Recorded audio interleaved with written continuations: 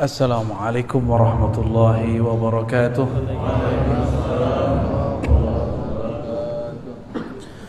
Alhamdulillahilladzi hadana lihadza wa ma kunna linahtadiya laula an hadana Allah. Asyhadu an la ilaha illallah wa asyhadu anna Muhammadan abduhu wa rasuluh. Allahumma salli wa sallim wa barik ala nabiyyina Muhammad wa ala alihi wa ashabihi wa li baitihi wa dhurriyyatihi ajma'in wa ba'du. Bapak Ibu jemaah subuh yang dimuliakan Allah, semoga dalam berkah dan ridha Allah Subhanahu wa taala. Amin ya rabbal alamin. Ini judul nama masjidnya agak lucu ya. Al-Ikhlas Taqwa. Sepertinya ada sejarah ya di belakangnya. Karena kalau secara uslub bahasa Arab, Ikhlasut Taqwa, bukan Al-Ikhlas Taqwa. Ya. Semoga ini jadi simbol kesatuan umat. Amin ya rabbal alamin. Kalau di Jawa itu ada NU Muhammadiyah, kalau di Medan Wasiliyah Muhammadiyah ya. Yang bawa Muhammadiyah orang kampung saya, Pak. Buya Hamka akidahnya Asy'ariyah. Dia nulis tentang sifat 20. Maka orang Muhammadiyah harus ikut akidah beliau. Pendiri Muhammadiyah Syekh Ahmad Dahlan, Muhammad Darwish nama kecilnya, itu juga berakidah Asy'ariyah. Bedanya fikihnya. Jika Wasiliyah Perti itu bermazhab Syafi'i, kalau Muhammadiyah tidak anti mazhab tapi tidak terikat mazhab. Ini tolong dibedakan ya. Kalau ada orang Muhammadiyah anti mazhab, dipecat dari Muhammadiyah. Kenapa? Karena tidak ada namanya ajaran Muhammadiyah itu mengarah kepada membatalkan mazhab, cuma tidak terikat mazhab. Itu aja bedanya. Kenapa kan begitu? Waktu Syekh Ahmad Dahlan berdakwah di Jogja itu kampung orang-orang istana, keraton, bukan kampung santri. Maka tidak mungkin beliau mengatakan kepada umat dalam kitab I'anatul Talibin, dalam kitab Tuhfa, dalam kitab Minhaj, tidak mungkin. Orang nanya, Pak Kiai, dalilnya mana? Maka Pak Kiai langsung carikan ayatnya, langsung carikan hadisnya. Pola ini kemudian membentuk apa yang kita sebut sekarang Majelis Tarjih Muhammadiyah. Saya anggota juga Pak di Tangerang Selatan. Dulu beberapa kegiatannya saya ikut, dan saya ngajar dulu, ada teman-teman saya para asatis di Muhammadiyah, saya ngajar Sahih Muslim di situ. Tapi belakangan saya kemudian tidak aktif lagi. Ya, tidak aktif lagi karena memilih tidak berbendera.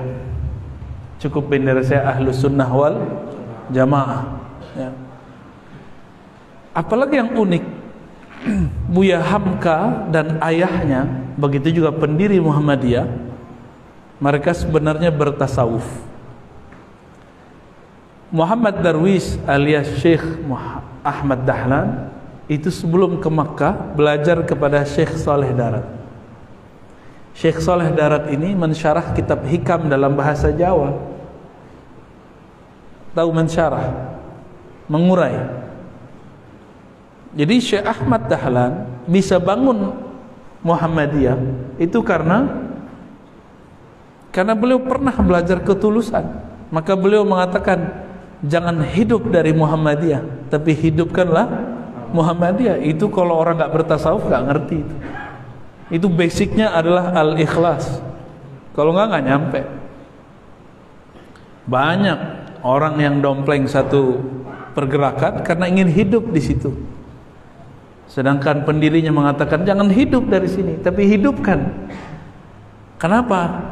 Itulah terjemahan in tansurullah yansurkum. Bantulah Allah lewat pergerakanmu, maka Allah akan jamin hidupmu. Jangan mencari jaminan hidup. Ini perbedaan pergerakan mereka, karena basic mereka sufi. Maka dulu Buya Hamka rutin menulis di Panjimas dulu ya, tentang tasawuf. Saya lirik-lirik lama itu. Ternyata tasawuf beliau tasawuf Imam Ghazali. Tasawuf Imam. Ternyata awal beliau pindah ke Jakarta, beliau ngajar di Tanah Abang. Ngajar pakai kitab Ihya Ulumuddin. Maka kita berharap nanti dari tokoh-tokoh Muhammadiyah mulai juga mengkaji kitab Ihya Ulumuddin ya. Oh, di situ hadis dhaif. Ayo kita uji hadis dhaifnya di mana? Ya. Jangan-jangan antum cuma dengar dari orang hadis dhaif, hadis dhaif. Baca dulu, hitung dulu hadisnya berapa di sana. Kalau cuma karena ada hadis dhaif di satu kitab lalu kita buang kitabnya, maka akan banyak kitab-kitab hadis kita buang. Imam Al-Bukhari punya kitab Al-Adab Al-Mufrad, ada hadis dhaif di dalamnya. Imam Muslim punya kitab yang lain, Al-Wahdan dalam ilmu hadis. Imam Tirmizi mengatakan semua yang di dalam kitabnya Sunan Tirmizi itu boleh dipakai, ma'mulun bih, kecuali 2 hadis. Padahal itu hadis yang semuanya ada yang sahih, hasan, dhaif. Tapi kata dia ini boleh diamalkan, ma'mulun bih, kecuali 2 hadis. 2 hadis kita teliti, ternyata hadis dhaif, sahih secara sanad, tapi tidak sahih secara fiqih. Ya. Karena kita lagi enggak bahas ilmu hadis, kita bahas tasawuf aja. Buya Hamka lahir dari keturunan mursyid tariqah. Ternyata ayah beliau Haji Rasul Syekh Abdul Karim, mursyid 3 tariqah. Ini diteliti oleh salah satu sahabat kita, lagi rihlah di Pekanbaru, Angku Muda Khalis, Apriya Putra, peneliti manuskrip. Dia mendapatkan manuskrip di Maninjau, tulisan daripada Haji Rasul. Ternyata beliau punya murid-murid tarekat Naqsyabandiyah dan mursyid-mursyid yang diangkat sama dia. Dari siapa beliau ngambil? Dari ayahnya Syekh Amrullah. Syekh Amrullah ini teman Syekh Ahmad Khatib Al-Minangkabawi, temenan mereka. Syekh Amrullah ini memegang kemursidan tarekat Naqsyabandiyah, Khalwatiyah dan Ba'lawiyah. Dari situlah lahir pergerakan Muhammadiyah awal di Padang Panjang, di Maninjau, dari orang-orang yang dulu bertasawuf, tapi fikihnya berbeda. Gak usah jauh-jauh ke negeri kita, bahkan di tanah Arab sana, yang sudah pernah ke Mesir kayak Ustaz Tahir ini, orang mazhab Maliki, mursyid kalau bismillah tidak dijaharkan, subuh tidak kunut. Cuma Muhammadiyah bukan Maliki juga kan. Muhammadiyah itu nggak tahu ini mazhab sendiri apa nih. Nanti konfirmasi ke beliau ya. Kita pergi ke Irak. Jika mereka tidak Syafi'iyah, mursyidnya tidak berkunut, mursyidnya tidak menjaharkan basmalah. Dia baca basmalah tapi tidak dijaharkan. Maka teman-teman jangan salah faham. Tidak ada keharusan seorang bertarekat sufi kunut, nggak wajib ya. Tidak mesti orang bertarekat itu bismillahnya dijaharkan. Itu nggak ada urusannya. Ini urusan fikih. Urusan apa? Fikih. Benar, betul. Waktu antum ke Mesir, ada mursyid tarekat bismillah tidak dijaharkan, benar kan?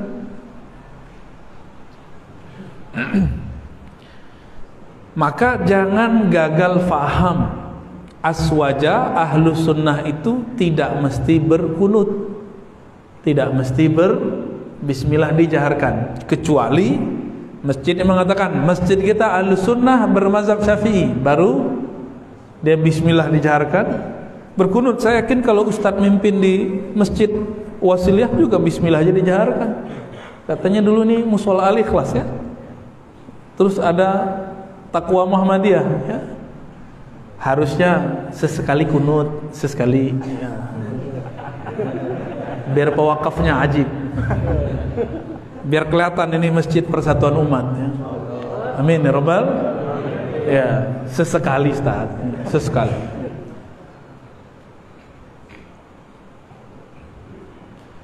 Antara fikih dan tasawuf ini dua hal yang berbeda. Namun sebenarnya ini berkaitan. Kita sering mendengarkan segala puji bagi Allah yang memberikan kita nikmat Islam, iman. Ya, benar. Tapi jarang yang membahas nikmat ihsan itu nikmat bertasawuf. Itulah yang disebut oleh Buya Hamka tasawuf modern.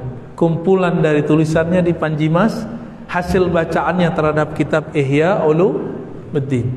Ihya Ulumuddin ditulis oleh Imam Abu Hamid Al-Ghazali, wafat tahun 505 Hijriah. Beliau berguru kepada Abu Ali Al-Farmadi. Nama Abu Ali Al-Farmadi tertulis dalam silsilah orang bersuluk. Saya lihat di sekitar Medan ini banyak sekali surau suluk. Arah sana ada surau suluk, arah sana banyak sekali. Sampai-sampai ada namanya Bandar Khalifah ya. Kalau di Riau ada negeri 1000 suluk, di sini Bandar Khalifah. Ini tiap gang ada khalifah thariqah. Ini produsennya khalifah ya. Khalifah di sini bukan khalifah Ataturk apa, khalifah Utsmaniyah, bukan ya.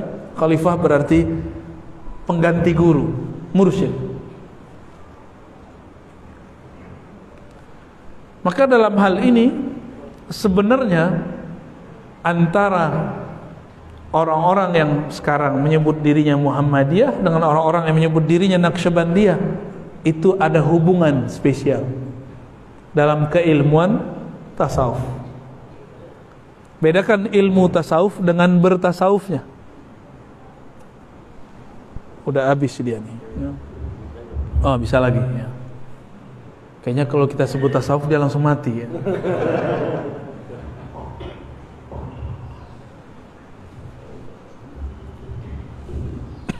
Matiin aja.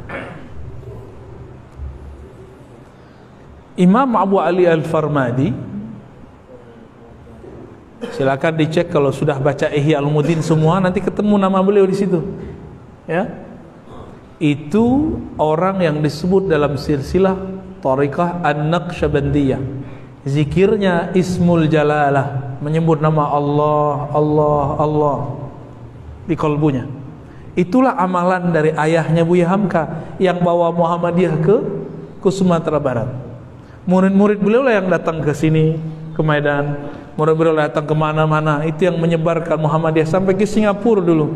Murid-murid dari Haji Rasul mendirikan Muhammadiyah. Lalu perbedaan apa yang kemudian banyak umat gagal faham?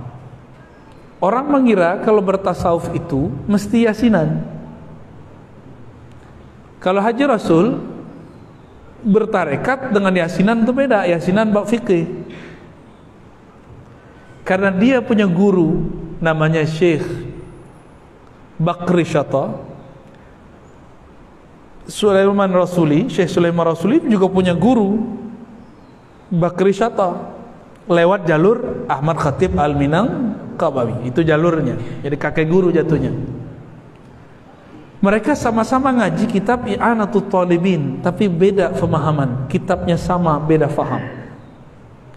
Mereka sepakat kalau kirim doa, kirim Fatihah, kirim bacaan sampai, itu sepakat. Tapi mereka tidak sepakat mengenai makan-makan di rumah orang yang wafat. Itu aja bedanya, itu fikih. Syekh Haji Rasul, ayah Buya Hamka, pakai hadis, isna'u li ali Ja'far ta'aman. Buatkan bagi keluarga Ja'far makanan. Fa inhumul han yushghiluhumul maut, karena mereka sedang dirundung duka. Karena Ja'far pergi berperang tidak pulang kecuali namanya, kabar berita mengenai wafatnya. Maka Nabi hibur keluarganya, bukan orang sekampung suruh buat makanan. Nah ini salah juga nih ya. Ada yang menggunakan dalil ini, yang sunnah tuh kita bawa makanan. Bukan, Nabi lagi ngomong ke keluarganya, buatkan makanan untuk keluarga Ja'far. Coba orang sekampung buat makanan, berarti nggak ngerti fikih dia, nggak ngerti asbabul wurud. Maka kita kalau baca hadis harus ngerti asbabul wurudnya. Konteksnya hadis muncul kenapa? Beda dengan imam yang lain. Syekh Sulaiman Rasuli, pendiri Persatuan Tarbiyah Islamiyah, kawannya ya, apa muridnya Al-Wasiliyah itu nggak tahu, kawan pemuridnya jatuhnya ya. Mungkin ada kawannya juga muridnya. Beliau memahami bukan hadis itu, memahami dengan hadis Imam Muslim. Seorang laki-laki bertanya kepada Rasulullah, wahai Rasulullah, inna ummi uftutilat, ibuku jatuh dari kendaraan mati, walam tusi, belum sempat berwasiat, afatasaddaq anha, afatasaddaq bihi anha, apakah aku bersedekah kepadanya sampai? Kata Nabi, bala. Maka di riwayat tambahan setelah itu dikatakan, saksikanlah wahai Rasulullah, ini kebunku, di situ ada pohon kurma, di situ ada telaga, semua makanan di dalamnya aku sedekahkan atas nama ibuku. Itulah dalil orang membolehkan makan di rumah orang yang meninggal. Syaratnya punya, jangan ngutang. Itu dia punya kelebihan. Kan yas'alunaka madza yunfikun, mereka ditanya tentang apa yang mereka infakkan. Qulil afwa, yang diinfakkan itu kelebihan. Kalau hutang jangan. Makanya para asatis aswaja ini juga jangan paksa umat. Kalau ada yang meninggal terus harus masih makan, enggak. Kalau mau baca Quran aja, mau sholawat aja. Katakan kepada sahibul bait, kamu tidak usah sediakan apa-apa, kami cuma pengen doa di sini, menghibur kalian. Kalau perlu kita yang bawa. Orang sekarang dikasih duit, dikasih nasi, pilih mana? Dikasih duit, kasih nasi, pilih mana? Pura-pura nggak mau lagi ya.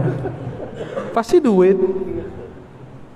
Maka saya anjurkan teman-teman, sahabat-sahabat dimanapun, di Jakarta sudah begitu. Orang kalau orang meninggal itu pada ngumpulin duit untuk sahibul bait. Kalau nggak antum membid'ahkan makan-makan, kasih duit aja ya. Orang nggak butuh makanan antum tuh ya. Baik. Tasawuf akhlak. Ya, tadi Ustadz Maulana sudah nyebutkan ada tasawuf falsafi, ada tasawuf akhlaki. Itu pembagian orientalis. Kalau kita nggak bagi begitu, ya. Kalau kita membagi tasawuf dua, ilmi nazari, ilmi amali, dua. Ini pembagian saya, ya. Ilmi nazari, keilmuan teoritis, bahan diskusi. Itulah para doktor-doktor di kampus, jago-jago tuh ngomong Ibnu Arabi, ngomong Ghazali. Pembahasannya, kitab-kitabnya sudah luar biasa. Tapi kan tasawuf itu kan bukan masalah kitab. Tasawuf itu bukan urusan bisa baca kitab atau tidak. Tasawuf itu urusan kolbumu hidup atau tidak. Kamu bisa baca hatimu atau tidak. Itu urusan tasawuf. Maka bedakan ilmu tasawuf dengan tasawuf. Maka harus ada yang kedua. Tasawuf ilmiah, amali, lalu diamalkan. Dan itu jalannya cuma lewat thariqah. Buya Hamka berthariqah enggak? Ya, thariqah Buya Hamka, thariqah Imam Ghazali. Karena beliau punya sanad kepada Imam Ghazali. Lewat ayahnya ya. Lewat kakeknya beliau punya sanad kepada Imam Al-Ghazali. Berarti bertarekat itu ada yang berbaiat, ada yang tidak. Untuk bertasawuf tidak mesti berbaiat. Tasawuf itu pelajari ilmunya, amalkan akhlaknya. Itu sudah disebut bertasawuf. Cuma itu torikotnya torikot am, torikot umum, antri di situ. Mau khusus nggak? Maka Buya Hamka di akhir hayatnya dekat dengan Abah Anom. Dihikayatkan oleh murid-murid Abah Anom kepada kami, Buya Hamka masuk ke kamar Abah Anom. Keluar-keluar air matanya berlinang. Lalu beliau menyampaikan kalam kayak ceramah. Salah satu kalam beliau, tidaklah Hamka kecuali hampa. Jadi beliau menghampakan dirinya ketika bertemu Abah Anom. Basic beliau, nah dalam buku beliau judulnya Ayahku, beliau menceritakan tentang di dalam darah saya ada dua darah, ada darah Padri, ada darah Sufi. Karena dari jalur ibunya dia keturunan Padri, seingat saya, jalur ayahnya jalur Sufi. Maka Buya Hamka tidak mungkin anti tasawuf. Maka siapapun cinta Buya Hamka, Muhammadiyahkah dia, Nahdiyahkah, Wasiliyahkah, ataupun bukan, tidak mungkin anti bertasawuf. Sepakat tak? Jadi kalau ada orang anti tasawuf, musuhin Buya Hamka, ya. Kalau ada orang anti tasawuf, berarti memusuhi pendiri Muhammadiyah, Syekh Ahmad Dahlan. Dan yang paling lucu, ada orang wasiliyah anti tarekat, ya, wasiliyah PA, ya. Mana ada wasiliyah begitu? Wasiliyah ya bertarekat. Seperti NU juga bertarekat. Bedanya tarekatnya dizahirkan. Kalau Muhammadiyah tarekatnya disembunyikan, dijadikan azas-azas. Itu aja beda-bedanya, ya. Kalau torikohnya wasiliyah bersuluk, bertorikoh dengan torikoh tertentu, sedangkan Muhammadiyah torikohnya torikoh pergerakan. Yang satu membangun jiwa, yang satu membangun raga. Maka ada nggak rumah sakit Al-Wasiliyah? Yang ada rumah sakit, tapi ada nggak rumah suluk dibuat orang Muhammadiyah? Yang ada ya masyayikh wasiliyah yang punya. Jadi seharusnya mereka ini saling menguatkan, bukan saling menyalahkan. Nah itu akhlak juga. Sampai jam berapa tak? 6:30, 5 menit. Oke, 10 menit lagi, ya. Masih ingat kajian saya tentang Islam, iman, ihsan? Ya. Nabi ditanya oleh Sayyidina Jibril, apa itu Islam, apa itu iman, apa itu ihsan. Satu lagi akhir zaman. 4. Maka bagian dari agama kita ini bagi 4. 1/4 bab Islam ini lahirlah ilmu fikih. Dalam fikih muncul mazhab. Sebenarnya yang bermazhab itu cuma ulama. Orang awam itu ikut ulama aja, ya. Jadi enak jadi orang awam, antum bisa pindah-pindah mazhab. Yang nggak bisa tuh ustadz-ustadz ini, dia harus berfatwa dengan satu mazhab, cuma diam-diam dia pakai mazhab lain juga, ya. Yang kedua, al-iman, melahirkan ilmu aqidah. Dan saya tadi sudah sebutkan pendiri Muhammadiyah, pendiri Wasiliyah, akidahnya sama-sama Asy'ariyah. Buya Hamka itu ngajarin sifat 20. Ayah Buya Hamka, Haji Rasul, itu mengajarkan sifat 20.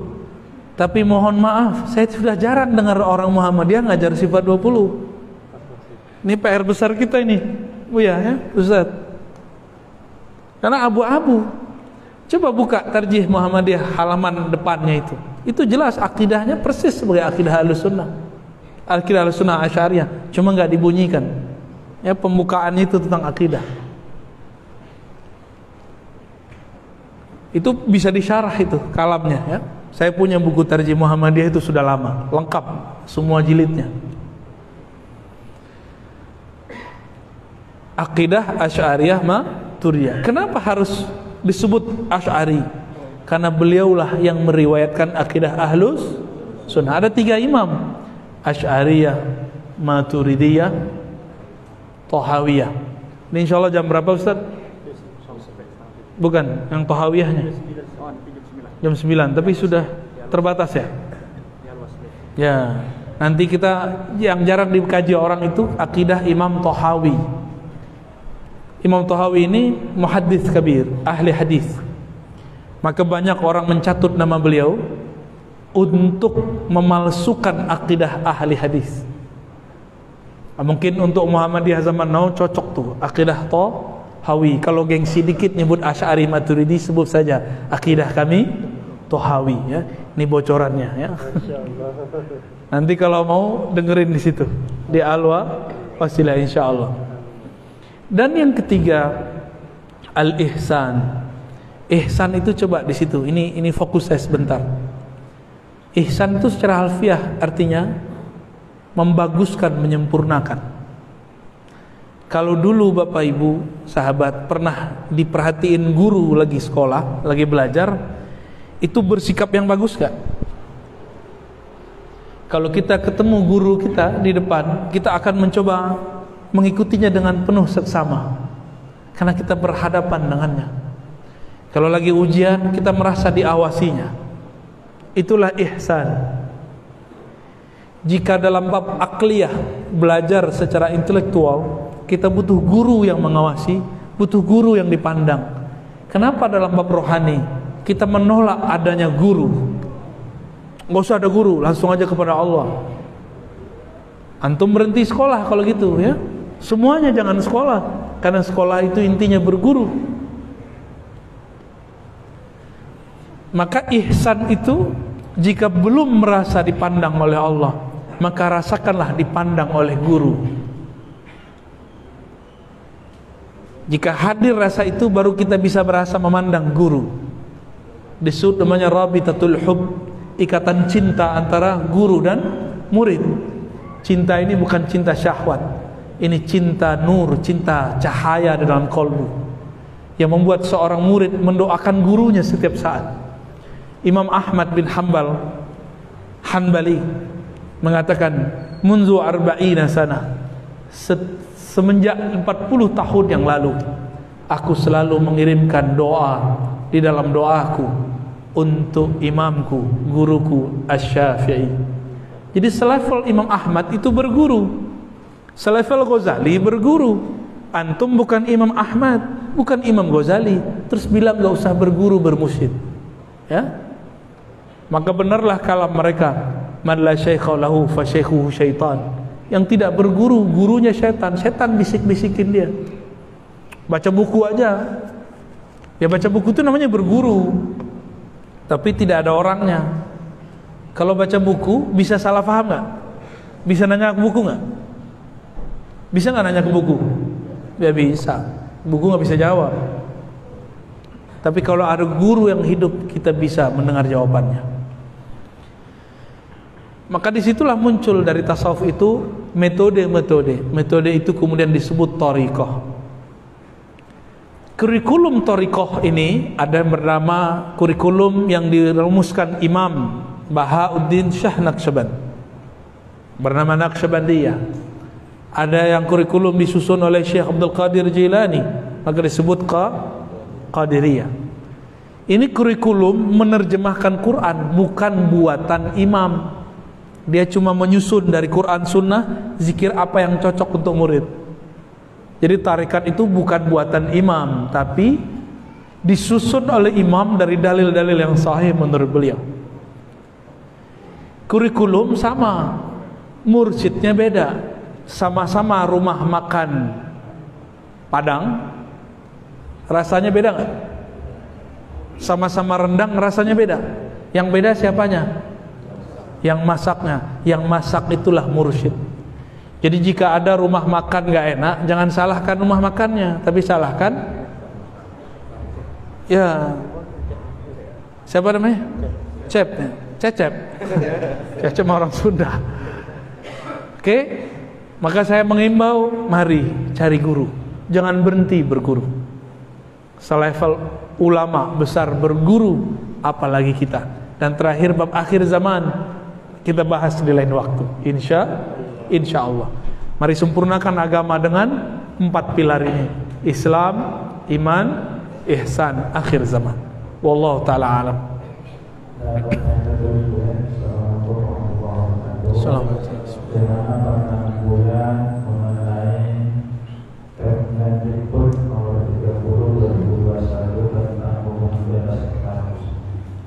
Apa tuh?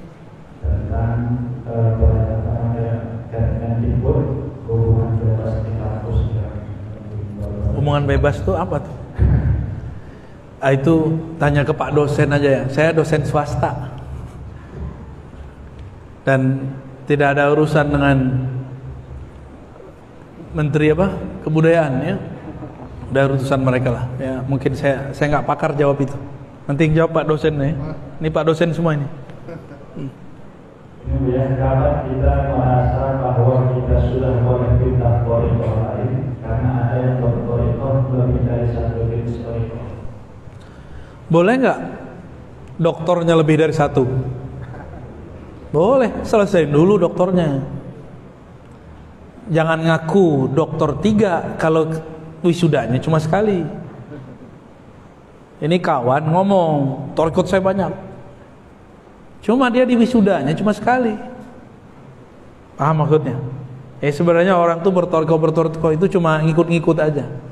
Yang disebut thariqah kita, yang kita pakai tiap hari, yang kita amalkan. Thariqah itu cuma metode, tujuannya ya ayyuhallazina amanu dzkurullaha dzikran katsiran. Surah Al-Ahzab ya. Wahai orang beriman, ingatlah Allah sebanyak-banyaknya. Metodenya boleh berubah. Dulu Syekh Ahmad Dahlan thariqahnya Syaziliyah. Syekh Sulaiman Rasuli itu thariqahnya Naqsyabandiyah. Kalau di Madura sana ada namanya Maulana Syekhana Khalil, thariqahnya banyak. Ada Syaziliyah, ada Qadiriyah, ada Ba'lawiyah. Buya Hamka punya ayah thariqahnya 3: Khalwatiyah, Ba'lawiyah, Naqsyabandiyah. Boleh-boleh aja. Ya. Atau orang S1-nya apa, S2-nya apa, S3-nya apa. Kayak Dr. Thohir ini ada Dr. LC M apa PA? MA. Tuh kan ajib tuh. 3 dia, ya. Mandailing asli. MA itu Mandailing asli. Kirain Mahkamah Agung. Ya. Jadi boleh berthariqah banyak, cuma bereskan. Jangan ngaku banyak thariqah kalau kurikulumnya belum terlaksana, ya. Wallahu a'lam bissawab.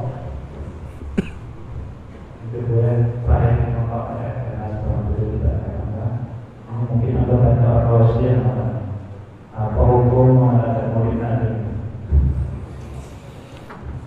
Orang Muhammadiyah biasa buat bedah buku 70 tahun Buya Hamka, yaitu Maulid versi Buya Hamka, dibuat oleh orang Muhammadiyah. Haul.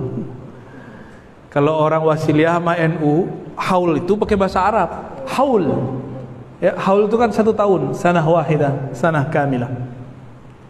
Maulid Nabi itu tidak hanya haul ulama, tapi haul sumbernya ulama.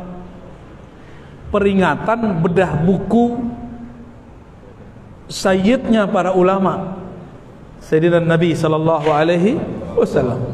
Ya, dulu 2014 umroh itu Sayyidina nggak ada orang baca lagi khutbah. Pas kita umroh tahun berikutnya sudah ada perubahan, ada rotasi. Khotibnya kalau baca khutbah itu kencang Sayyidinanya, Allahumma sholli ala Sayyidina Muhammad. Tapi dia bukan orang Wasiliyah loh ya. Sayyidinanya tambah kencang. Bapak Ibu yang dimuliakan Allah, maulid itu jangan dilihat namanya, lihat aktivitasnya. Nggak ada di zaman Rasul. Ya di zaman Rasul emang ada NU Muhammadiyah Wasiliyah. Emang zaman Rasul ada Salafiyah. Emang dari zaman Rasul ada Sufiyah. Nggak ada, semuanya nggak ada. Jika standar bid'ah itu suatu yang tidak Nabi buat, maka antum ini semuanya pelaku bid'ah semua. Karena Nabi tidak pernah buat pengajian Kamisan begini. Benar nggak? Kawan membid'ahkan maulid, tapi pengajian hari Minggu. Ada yang tersungging nih. Kalau pengajian hari Minggu, diganti biar Arab dikit pengajian Ahad. Sama aja, Ahad sama Minggu kan beda bahasa aja. Emang Nabi rutin ngaji hari Ahad? Itu lebih bid'ah. Sekarang orang mau buat maulid mengenang zat orang, sosok yang mengajarkan ilmu yang kita pakai ini. Masa nggak boleh? Dalil bermaulid itu Nabi sendiri yang mengatakan, "Wasu'ila ani saumi yaumil itsnain faqala dzaka yaumun wulidtu fi." Rawahu Muslim, hadisun sahih. Nabi ditanya mengenai puasa hari Isnin, lalu Nabi mengatakan, itu hari aku dilahirkan. Wulidtu, maulidku, kira-kira begitu. Berarti boleh merayakan maulid, bukan hanya maulid Nabi, maulidnya antum aja boleh. Tanda syukur kita dilahirkan oleh Allah. Jika merayakan ulang tahun diri sendiri boleh, apalagi merayakan ulang tahun Rasulullah. Nggak ada urusannya dengan kelompok agama seberang, nggak ada. Kebetulan sama bukan berarti kita ngikut mereka, dan itu tidak termasuk tasyabbuh. Tidak masuk kepada hadis man tasyabbaha biqaumin fahuwa minhum, siapa yang menyerupai satu kaum bagian dari mereka. Dan perlu saya kasih tahu, ini hadis dipakai, hadisnya dhaif. Siapa yang menyerupai satu kaum bagian dari mereka, hadisnya dhaif. Cuma Imam Abu Daud sakata anhu, mendiamkan hadisnya, maka boleh dipakai. Ulama menjelaskan tasyabbuh fil aqidah wal ibadah wal akhlaq. Tasyabbuh itu dalam aqidah, ibadah dan akhlak. Orang maulid ngapain? Sholawat. Ada orang agama sebelah sholawat. Orang maulid baca kitab Barzanji. Emang orang agama sebelah baca Barzanji? Kan enggak. Apalagi orang maulid ngapain? Makan-makan. Emang ada orang sana makan kebuli habis maulidan? Bid'ah semua ya. Jadi teman-teman, jangan asal ngambil satu kitab. Ini kan yang ngomong Syekh Shalih Fauzan. Ijtihad dia keliru, dia mengatakan maulid sama dengan tasyabbuh bin Nasara, menyerupai Nasrani. Sedangkan yang pertama buat maulid dalam sejarah umat Islam secara besar-besaran itu Sultan Al-Muzaffar, Imam Ahli Sunnah, pemimpin yang adil, yang berjihad melawan kelompok-kelompok ahli bid'ah. Bukan Syiah, ya. Itu beda referensi kita berarti ya. Kenapa dia memaksakan referensi dia? Nggak boleh pakai referensi kita. Nah, disitulah ketidakterbukaan pemahaman mereka. Bapak saudara yang dimuliakan Allah, demikian kajian kita pada pagi ini. Kesimpulannya sederhana, orang bertasawuf itu sumbernya ihsan. Ihsan itu merasa memandang Allah atau dipandang oleh Allah. Maka disitulah muncul akhlak yang sempurna. Semoga rasa ihsan ini muncul dalam diri kita. Amin ya rabbal alamin. Assalamualaikum warahmatullahi wabarakatuh.